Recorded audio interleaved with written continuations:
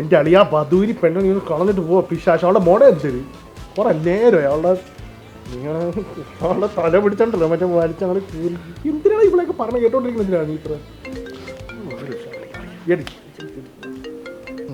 Hello Sachi, നിന്റെ തീരുമാനത്തിന് വല്ല മാറ്റമുണ്ടോ? ഇല്ല.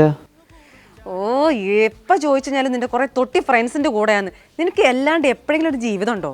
അവരെ കൊണ്ട് നിനക്ക് എന്താണ്? എനിക്കറിയില്ല എൻ്റെ പൊന്ന് സച്ചി. കള്ളുകൂടിയും വലിയല്ലാണ്ട് വേറെ എന്താ നിങ്ങളവിടെ ചെയ്യണത്? എന്ത് പറഞ്ഞാലും ഒരു ഫ്രണ്ട്സ്. പിന്നെ ആകെ കൂടെ കുറച്ച് ജെന്യുവിനും പാവമായിട്ട് വന്ന ഒരു ഒറ്റ ആളെ തൻ്റെ കൂടെ ഞാൻ കണ്ടിട്ടുള്ളൂ, അതും ആ സൂരജ്. അല്ലാണ്ട് ബാക്കി എല്ലാം വെറും മണ്ണകളാണ്.